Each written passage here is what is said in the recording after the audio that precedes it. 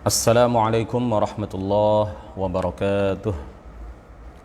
Alhamdulillahi rabbil alamin. Wassalatu wassalamu ala sayyidina Muhammadin al-amin wa ala alihi wa sahbihi at-tayyibin at-tahirin. Rabbi shrah li sadri wa yassir li amri wa thabbitni ala al-iman. Allahumma la sahla illa ma ja'altahu sahla wa anta ya hayyu ya qayyum taj'alul hazna idha syi'ta sahla. Allahumma rzuqna al-ikhlasa fil niyyati wal qawli wal amal wa na'udzu bika min hali ahli an-nar. Amma ba'du.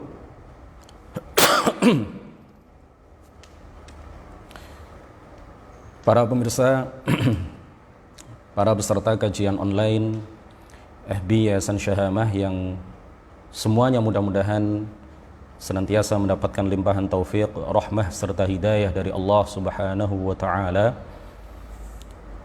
Hari ini Kamis 22 Oktober 2020 adalah peringatan Hari Santri Nasional dengan tema Santri Sehat, Indonesia Kuat. Para pemirsa yang dirahmati oleh Allah Subhanahu wa taala, peringatan Hari Santri merupakan bentuk penghargaan yang dilakukan oleh pemerintah kepada para ulama dan para santri yang telah melakukan perjuangan merebut, merawat dan mempertahankan kemerdekaan Negara Kesatuan Republik Indonesia. Tanpa resolusi jihad pada tanggal 22 Oktober 1945 yang diprakarsai, yang dicetuskan, yang dikeluarkan oleh pendiri Nahdlatul Ulama Hadratus Syekh Muhammad Hashim Asy'ari, maka tidak akan ada pertempuran sengit yang terjadi pada tanggal 10 November 1945 yang kelak akan diperingati sebagai perayaan atau peringatan Hari Pahlawan. Setelah resolusi jihad, maka terjadilah pertempuran yang sangat sengit dimulai pada tanggal 26 Oktober sampai 9 November. Dan pada puncaknya pada tanggal 10 November, tentara sekutu yang dipimpin oleh Inggris dan Belanda pada waktu itu, tentara Nika atau tentara sekutu, berhasil dipukul mundur tepat pada tanggal 10 November 1945.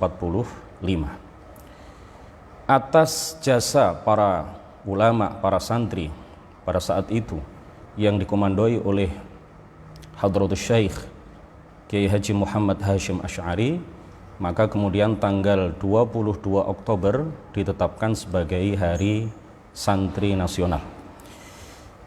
Para pemirsa kajian online FB Yayasan Syahamah yang mudah-mudahan dirahmati oleh Allah Subhanahu wa taala, kita tidak akan berbicara panjang lebar mengenai resolusi jihad. Kita tidak akan berbicara panjang lebar mengenai perjuangan para ulama dan santri pada waktu itu di dalam merebut, merawat dan mempertahankan kemerdekaan NKRI. Tetapi yang akan kita kupas, yang akan kita kaji pada pagi hari yang insya Allah penuh keberkahan ini adalah tentang butir-butir pemikiran, keaswajaan, pokok-pokok ajaran yang diajarkan oleh pencetus resolusi jihad, oleh pemrakarsa resolusi jihad, yaitu Hadratus Syekh Kiai Haji Muhammad Hashim Asy'ari. Sebagaimana kita tahu bahwa Hadratus Syekh Kiai Haji Muhammad Hashim Asy'ari adalah seorang pejuang Ahlus Sunnati wal Jamaah. Selain beliau adalah pejuang kemerdekaan, pahlawan nasional, beliau juga sangat gigih di dalam memperjuangkan akidah dan nilai-nilai keaswajaan di bumi Nusantara.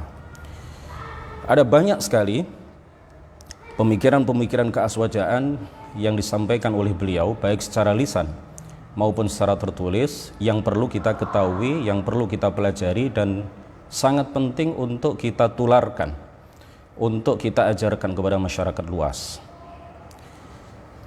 Semua apa yang akan kita kaji, saya ambil, kami kumpulkan butir-butir ajaran beliau ini dari kumpulan karya beliau. Ini adalah kumpulan karya Mbah Hashim yang kemudian diberi judul Irsyadus Sari.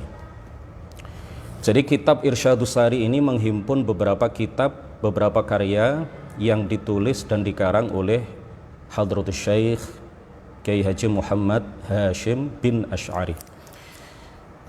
Di antara sekian banyak ajaran dan pemikiran keaswajaan yang beliau tulis di dalam salah satu karya beliau yang terhimpun di dalam kitab Irsyadus Sari ini adalah yang pertama, beliau menegaskan akidah tanzih, akidah yang menyatakan bahwa Allah Subhanahu wa taala tidak menyerupai apapun, tidak menyerupai siapapun, dia tidak bisa dibayangkan.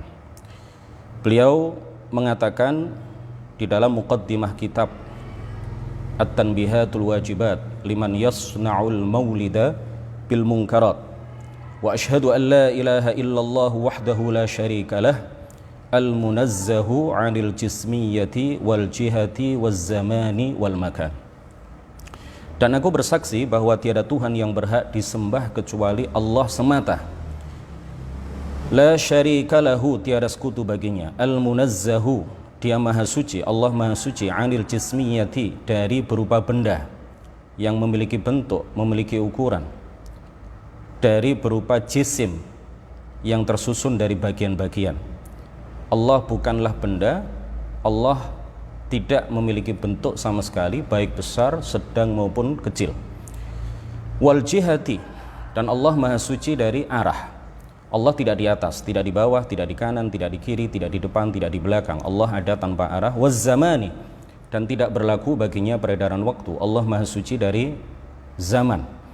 Allah tidak dilalui oleh perubahan waktu, tidak dilalui oleh peredaran zaman.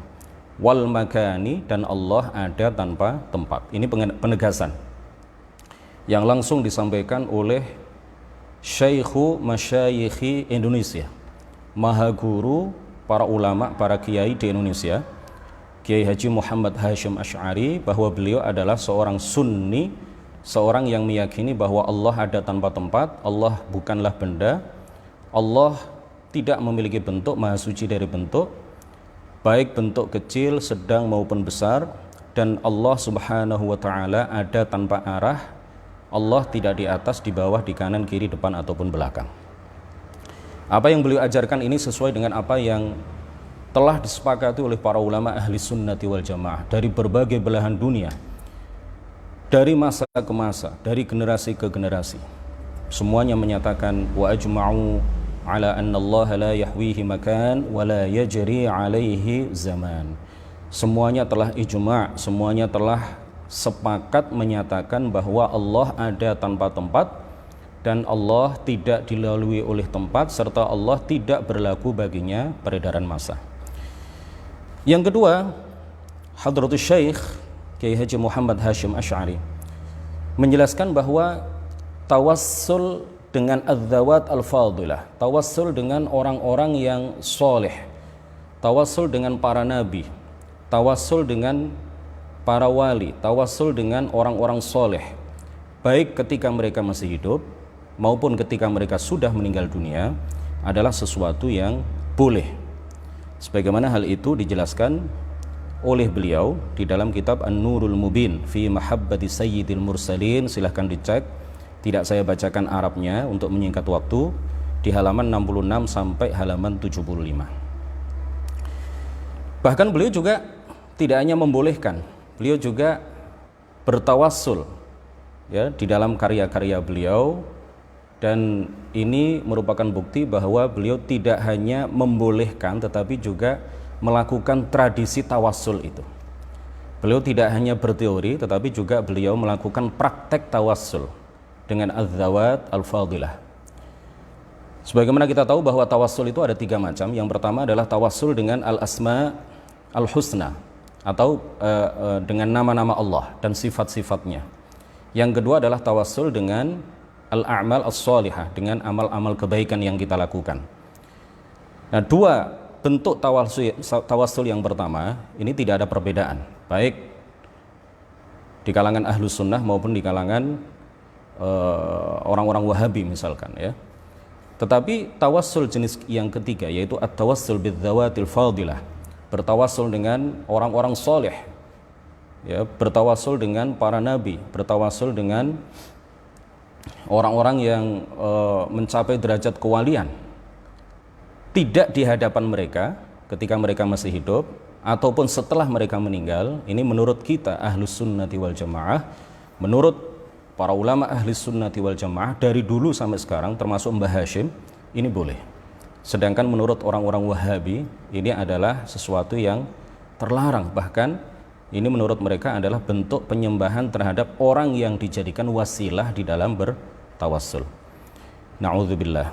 Yang ketiga, beliau menegaskan bahwa melakukan safar untuk ziarah ke makam Rasulullah Sallallahu Alaihi Wasallam adalah termasuk sunnah yang disepakati oleh umat Islam dan merupakan qurbah, perbuatan taat yang agung yang mendekatkan diri kepada Allah Subhanahu wa taala, dan ini adalah sebuah perbuatan yang memiliki keutamaan yang sangat dianjurkan. Kemudian beliau juga menganjurkan agar penziarah makam Rasulullah Sallallahu Alaihi Wasallam bertabarruk, ngalap berkah, memohon barokah dari Allah Subhanahu wa taala dengan melihat raudhah dan mimbar Rasulullah Sallallahu Alaihi Wasallam, sebagaimana hal itu disebutkan oleh beliau di dalam kitab An-Nurul Mubin fi Mahabbat Sayyidil Mursalin halaman 66 sampai halaman 75.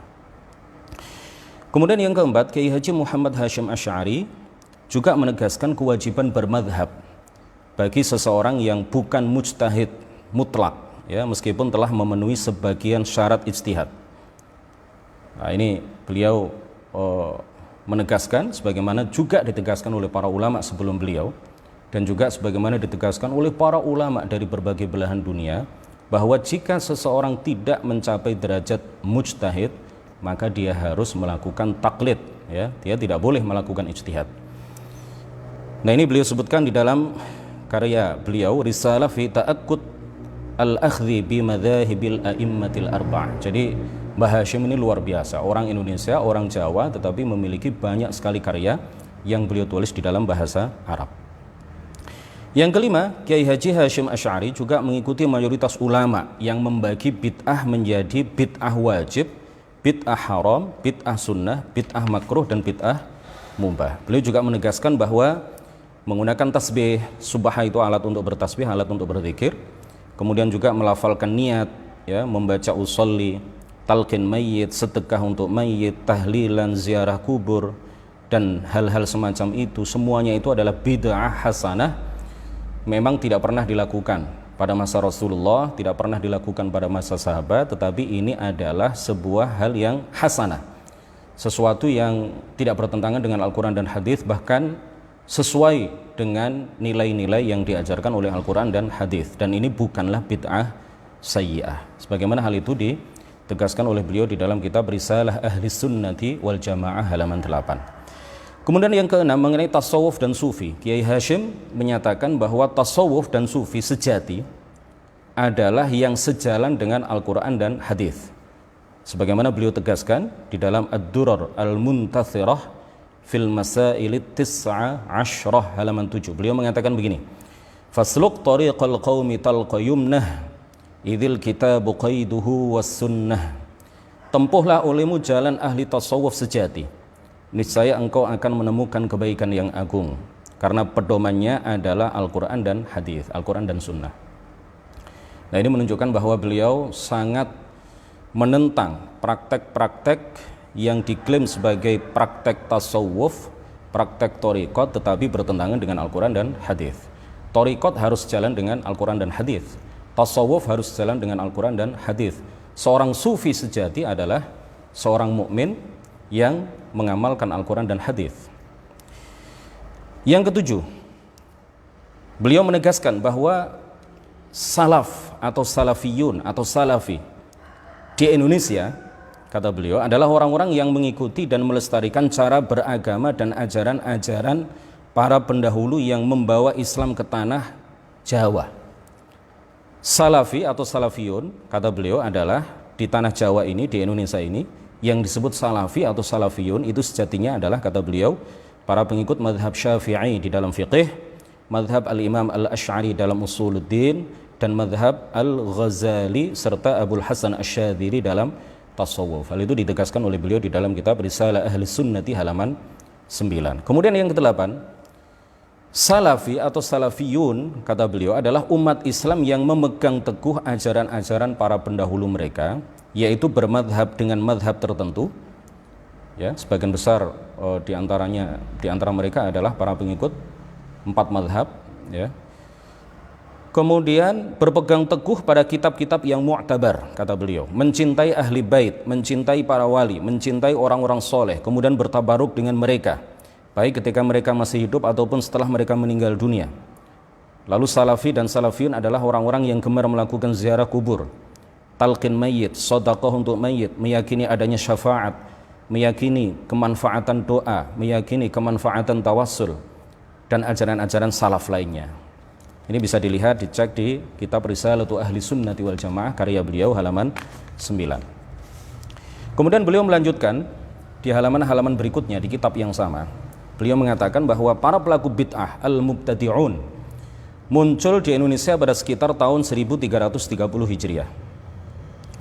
Ahli bid'ah tersebut menurut Kiai Hasyim Asy'ari terbagi ke beberapa kelompok sebagai berikut, ya. Di kitab tersebut disebutkan ada 5 ahlul bid'ah, ya. Ada 5 al-mubtadi'un yang disebutkan oleh beliau. Ini bisa dilihat di halaman 9 sampai halaman 13 dari kitab Risalatu Ahli Sunnati wal Jamaah. Yang pertama yang beliau sebut sebagai ahlul bid'ah, sebagai al-mubtadi', ya, al-firqatul mubtadi'ah, bukan termasuk golongan Ahlus Sunnati wal Jamaah. Oleh karena itu mereka harus diwaspadai, mereka tidak boleh diikuti, tidak boleh kita bergabung dengan mereka. Yang pertama yang beliau sebutkan adalah para pengikut Muhammad Abduh, kemudian para pengikut Rashid Ridha, para pengikut Muhammad bin Abdul Wahhab An-Najdi, pendiri madhab Wahhabi, pendiri golongan Wahhabi. Kemudian Ahmad Ibnu Taimiyah, seorang tokoh yang sangat kontroversial, menuai pro dan kontra, baik ketika dia masih hidup maupun setelah dia meninggal dunia, yang sangat dikultuskan, sangat diagung-agungkan, sangat ditokohkan oleh orang-orang Wahhabi dari masa ke masa sampai Wahhabi yang hidup pada masa kita sekarang ini, semuanya mengkultuskan dan menganggap bahwa apapun yang dikatakan oleh Ibnu Taimiyah itu seakan-akan sebagai sebuah nas yang tidak boleh ditakwil, ya. Kemudian juga para pengikut kedua murid Ibnu Taimiyah, yaitu Ibnu Qayyimil Jauziyah atau Ibnul Qayyim dan Ibnu Abdul Hadi. Kemudian di rangkaian penjelasan beliau mengenai bagian pertama dari kelompok yang beliau sebut sebagai pembawa bid'ah, itu beliau secara tegas mengatakan mengenai golongan Wahhabi, mengutip perkataan Syekh Muhammad Bakhit Al-Muti'i Al-Hanafi. Saya sebutkan langsung terjemahannya. Kata beliau, mereka pengikut Muhammad bin Abdul Wahhab An-Najdi, golongan Wahhabi, adalah aib bagi Islam. Mereka adalah organ rusak yang harus segera diamputasi, harus segera dipotong supaya tidak menjalar kepada organ yang lain. Mereka ibarat orang yang terserang penyakit lepra yang harus dijauhi. Mereka adalah kelompok yang mempermainkan agama, menghina ulama baik salaf maupun khalaf. Mereka berkata, sesungguhnya ulama itu bukanlah orang yang maksum, terjaga, sehingga tidak sepatutnya taklid kepada mereka. Kata orang Wahhabi, baik yang masih hidup maupun yang sudah mati. Orang-orang Wahhabi mengira bahwa mereka adalah orang-orang yang melakukan amar ma'ruf nahi mungkar, menyuruh manusia untuk mengikuti syarak dan menjauhi bid'ah. Padahal Allah menyaksikan bahwa mereka adalah para pendusta. Ini ketegasan Mbah Hasyim di dalam menjelaskan kepada umat bahwa Wahhabi adalah golongan yang tidak sesuai ajaran-ajaran mereka dengan ajaran Ahlus Sunnati wal Jamaah. Ini adalah bentuk kasih sayang beliau kepada umat. Ini adalah bentuk kasih sayang beliau dan cinta beliau kepada masyarakat di Indonesia, supaya mereka tidak terjebak, tidak terpengaruh, tidak terkontaminasi, tidak teracuni pemikiran-pemikiran mereka dengan pemikiran-pemikiran Wahabi. Ini disebutkan oleh beliau di dalam kitab Risalatu Ahli Sunnati wal Jamaah halaman 10. Kemudian yang kedua, yang disebut beliau sebagai kelompok yang ahlul bid'ah, pembawa bid'ah, adalah kelompok Rafidhah. Kelompok Rafidhah atau Rafidhiyun. Mereka adalah, kata beliau, kata Mbah Hashim, adalah golongan yang mencela Sayyiduna Abu Bakar, serta mencela Sayyiduna Umar, serta membenci seluruh sahabat Nabi kecuali Sayyidina Ali bin Abi Thalib. Mereka melampaui batas dalam mencintai Sayyidina Ali dan Ahlul Bait. Sebagian dari mereka bahkan masuk kategori kafir dan zindik. Ini saya hanya mengutip dari apa yang beliau tulis di dalam kitab Risalatu Ahli Sunnati wal Jamaah. Yang ketiga, kelompok Ibahiyun. Siapa kelompok Ibahiyun? Beliau menjelaskan, mereka adalah golongan yang menyatakan bahwa seorang hamba yang sudah sampai derajat tertinggi di dalam kecintaan kepada Allah, telah suci dan jernih hatinya, serta telah tertanam kuat keimanan dalam kalbunya, maka gugur atau tidak berlaku baginya perintah dan larangan Allah Subhanahu wa ta'ala, dan Allah tidak akan memasukkannya ke dalam neraka dengan sebab perbuatan dosa besar yang ia lakukan.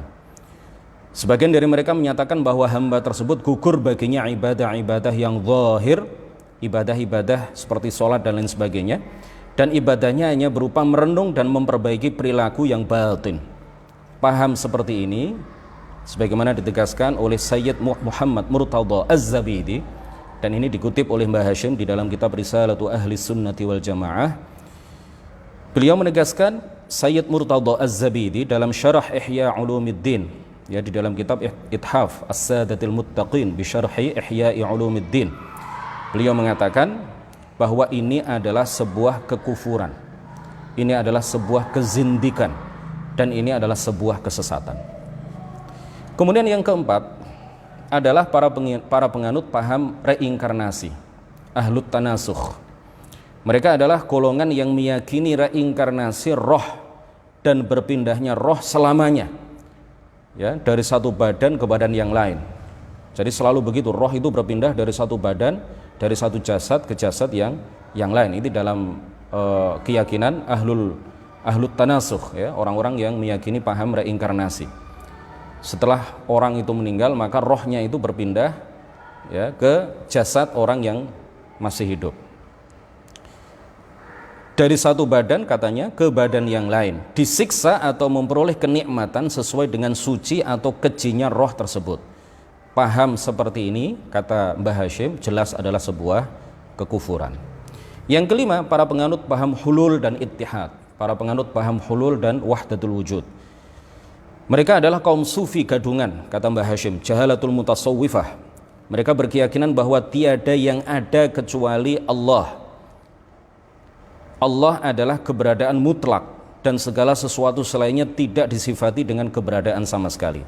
Paham ini menurut Al-Allamah Al-Amir dalam Hasyiah Abdissalam, sebagaimana dikutip oleh Mbah Hashim, adalah kekufuran yang nyata. Jadi Mbah Hashim itu orangnya tegas, ya, tanpa tedeng aling-aling. Beliau mengatakan kalau sebuah paham ini adalah sesat, beliau katakan sesat. Kalau sebuah paham ini adalah kufur, maka beliau katakan kufur. Ini sebagai bentuk kasih sayang beliau untuk menjelaskan yang kufur adalah kufur sehingga bisa dijauhi oleh umat, yang sesat adalah sesat sehingga tidak didekati oleh umat, ya, apalagi kemudian mereka meyakini kesesatan itu. Na'udzubillah. Kemudian poin yang ke-9, beliau mengutip penjelasan dari Al-Qadhi Iyad di dalam kitab Asy-Syifa, dan ini beliau tulis, beliau kutip, beliau nukil di dalam kitab Risalatu Ahli Sunnati wal Jamaah halaman 13. Beliau mengutip beberapa penjelasan mengenai riddah, mengenai beberapa contoh kufur yang dapat menjerumuskan seseorang ke dalam kekufuran, yang dapat mengeluarkan seorang muslim, ya, dari Islamnya dan menjadikan statusnya sebagai bukan muslim lagi, tetapi menjadi orang yang murtad, orang kafir. Jadi yang menjelaskan tentang kufur itu bukan hanya pondok pesantren Syahamah, ya, bukan hanya Yayasan Syahamah, bukan hanya para ustadz di Syahamah. Mbah Hashim sebagai pendiri NU, dan juga di beberapa kitab fikih, ya, di berbagai kitab fikih, ratusan atau mungkin bahkan ribuan kitab fikih, selalu di bagian-bagian paling akhir di setiap kitab fikih, baik yang kecil maupun sedang maupun besar, baik kitab matan, kitab syarah maupun kitab hasyiyah yang besar-besar, hawashi, itu di sana disebutkan, ya, sebagian besar diantaranya pasti disebutkan kitabur riddah atau babur riddah, ya, bab yang menjelaskan beberapa keyakinan atau perbuatan atau perkataan yang dapat menjadikan seseorang keluar dari agama Islam, yang dapat menjadikan seseorang murtad. Nah, beliau mengatakan begini, setiap perkataan yang tegas menafikan rububiyah atau ketuhanan Allah, setiap perkataan yang tegas menafikan keesaan Allah, atau perkataan yang menyatakan beribadah kepada selain Allah atau beribadah kepada sesuatu selain Allah digabung dengan ibadah kepada Allah, maka itu semuanya adalah kekufuran.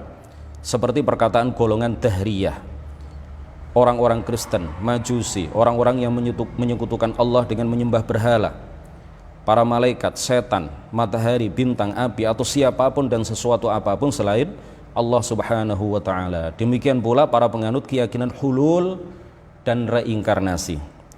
Demikian pula, ya, hulul itu artinya keyakinan bahwa Allah menempati sebagian makhluknya. Keyakinan wahdatul wujud itu adalah keyakinan yang menyatakan bahwa Allah bersatu dengan alam. Ini semuanya adalah kufur, ya, kata beliau. Demikian pula orang yang mengakui ketuhanan dan keesaan Allah tetapi dia meyakini Allah tidak hidup, tidak qadim, memiliki permulaan, atau bahwa Allah baharu, ya, hadits, memiliki permulaan, berbentuk dan bergambar. Orang yang meyakini Allah berbentuk, bergambar, bisa dibayangkan, ya, maka ini adalah kekufuran, kata beliau. Atau mengklaim bahwa Allah memiliki anak, istri, atau Allah terlahir dari sesuatu, ada dari sesuatu, atau meyakini bahwa ada sesuatu selain Allah yang qadim, yang tidak memiliki permulaan, ada bersama Allah pada azal, atau meyakini ada pencipta atau pengatur seluruh alam ini selain Allah. Itu semua adalah kekufuran dengan ijma' atau konsensus umat Islam. Beliau melanjutkan, demikian pula orang yang mengaku telah duduk-duduk bersama Allah, bertemu dan berbincang-bincang dengan Allah, atau meyakini Allah menempati tubuh seseorang, seperti perkataan sebagian orang yang mengaku sufi, sebagian kelompok batiniyah dan orang-orang Nasrani. Demikian pula kita memastikan kekufuran orang yang meyakini kekodiman alam dan kekalnya alam, orang yang meyakini bahwa alam ini tidak memiliki permulaan, atau meyakini bahwa alam ini kekal selamanya, atau meyakini reinkarnasi roh dan berpindahnya roh selamanya dari satu badan ke badan yang lain, disiksa atau memperoleh kenikmatan sesuai dengan suci atau kejinya roh tersebut. Ini semuanya adalah kufur, kata beliau. Demikian pula orang yang mengakui ketuhanan Allah dan keesaannya tetapi mengingkari kenabian secara mutlak dan umum, atau mengingkari kenabian Nabi kita secara khusus, atau kenabian salah seorang Nabi yang ditegaskan oleh Allah padahal dia mengetahui hal itu, maka dia kafir tanpa keraguan sedikit pun. Begitu pula orang yang mengatakan bahwa Nabi kita bukan yang berada di Mekah dan Hijaz. Demikian pula orang yang mengklaim kenabian untuk seseorang di masa Nabi kita Muhammad atau setelahnya, atau yang mengaku dirinya sebagai Nabi. Ini semuanya adalah kufur. Orang yang mengaku dirinya sebagai Nabi sepeninggal Nabi Muhammad SAW, dia mengaku dirinya diangkat menjadi Nabi pada masa sekarang, padahal Nabi Muhammad kita tahu adalah Nabi yang terakhir. Maka orang yang mengaku-ngaku dirinya sebagai Nabi ini kafir. Orang yang percaya bahwa dia Nabi adalah kafir. Orang yang ragu apakah dia Nabi atau bukan, juga kafir. Jadi harus dipastikan bahwa Muhammad adalah Nabi dan Rasul yang terakhir. Demikian juga kata Mbah Hashim, para sufi gadungan yang ekstrim, yang mengaku menerima wahyu meskipun tidak mengaku sebagai Nabi. Dalam kitab Al-Anwar dikatakan, dan dikafirkan secara pasti setiap orang yang mengatakan perkataan yang berujung kepada penyesatan terhadap umat Islam dan pengkafiran terhadap para sahabat. Demikian pula dikafirkan secara pasti setiap pelaku perbuatan yang tidak akan muncul kecuali dari orang kafir, seperti sujud kepada salib, sujud kepada api, berjalan ke gereja bersama orang-orang Kristen dengan pakaian ritual mereka seperti pakaian zunnar dan lain sebagainya. Nah, Mbah Hashim ternyata adalah seorang kiai, seorang pejuang ahli sunnah yang menjelaskan mengenai riddah. Jadi kita jangan alergi dengan kata-kata murtad, jangan alergi dengan kata-kata kafir, ya. Karena pengkafiran kepada seseorang itu ada dua hal, ada dua macam. Yang pertama adalah at-takfir bihaqqin, dan yang kedua adalah at-takfir bighairi haqqin. Yang pertama, mengkafirkan seseorang yang memang dia murtad, dia kafir. Ini diajarkan dan diteladankan serta ditulis dan dijelaskan oleh para ulama di berbagai kitab. Yang tidak boleh kita lakukan adalah mengkafirkan seorang muslim, ya, mengkafirkan orang yang tidak kafir. Oleh karena itu, hukum pengkufuran seseorang, hukum menyatakan bahwa orang ini telah jatuh ke dalam riddah, ini harus didasarkan pada ilmu. Kemudian yang terakhir, sebenarnya masih banyak sekali pemikiran-pemikiran keaswajaan, ajaran-ajaran yang berkaitan dengan keaswajaan yang bisa dieksplor, bisa digali dari kitab ini, ya, dari kitab Irsyadus Sari ini. Tetapi karena keterbatasan waktu, ya, kita akhiri dengan poin nomor 10. Dalam Muqaddimah Al-Qanun Al-Asasi li Jam'iyyati Nahdlatul Ulama. Ini semacam undang-undang dasarnya Jam'iyyah Nahdlatul Ulama. Setelah beliau menjelaskan tentang pentingnya persaudaraan, persatuan, guyub, rukun, bekerja sama dan saling tolong-menolong, dan menjelaskan mengenai bahaya perpecahan, Kiai Hashim mengingatkan para ulama mazhab 4 akan bahaya golongan-golongan yang menyimpang, yang telah berkonsolidasi dalam berbagai perkumpulan, dan menyebutkan beberapa hadis dan athar tentang hal itu. Salah satu hadis yang beliau sebutkan, ini beliau ingin menggelorakan semangat amar ma'ruf nahi mungkar kepada kita sekalian. Beliau menyitir sebuah hadis yang diriwayatkan atau disebutkan oleh Al-Khatib Al-Baghdadi, bahwa Rasulullah sallallahu alaihi wasallam mengatakan, idza dhaharatil fitanu wal bid'u wa subba ashabi falyudhhiril alimu ilmah faman lam yaf'al dzalika fa alaihi la'natullahi wal malaikati wan nasi ajma'in. Jika muncul berbagai fitnah, jika muncul berbagai bid'ah dan para sahabatku dicaci, maka hendaklah seorang ulama, seorang alim menampakkan ilmunya. Maksudnya adalah menjelaskan dan menyebarkan ilmunya kepada masyarakat, dan menjelaskan bahwa ini adalah salah, ini adalah sesat, ini yang benar adalah seperti ini. Jika ia tidak melakukannya, nahi mungkar di zaman fitnah seperti sekarang, di mana orang bingung, tidak punya pegangan, yang benar yang mana, yang salah yang mana, ini yang lurus yang mana, yang sesat yang mana, maka seorang yang alim, orang yang berilmu harus menjelaskan secara tegas bahwa ini salah, ini benar, ini sesat, ini lurus. Jika ia tidak melakukannya, di dalam hadis itu disebutkan, maka ia terkena laknat Allah, para malaikat, dan manusia seluruhnya. Hadis riwayat Al-Khatib Al-Baghdadi. Demikian kajian kita pada momen Hari Santri Nasional, hari Kamis 22 Oktober 2020. Mudah-mudahan bermanfaat.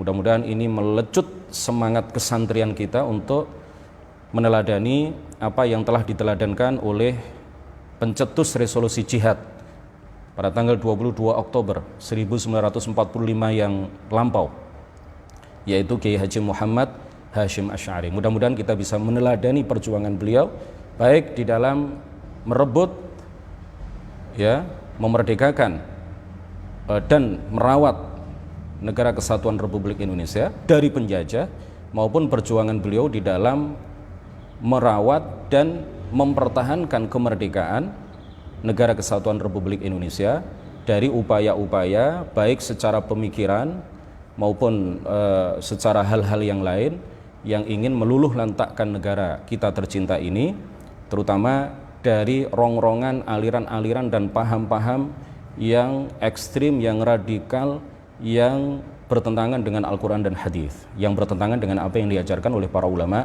ahli sunnati wal jamaah. Mudah-mudahan barokah, mudah-mudahan manfaat. Subhanakallahumma wa bihamdik, asyhadu an la ilaha illa anta, astaghfiruka wa atubu ilaik. La ilaha illallah. Allahumma salli ala sayyidina Muhammad wa ala alihi wa sahbihi wa sallim. Rabbi ighfir li wa liwalidayya wa lil mu'minina wal mu'minat. Wassalamualaikum warahmatullahi wabarakatuh.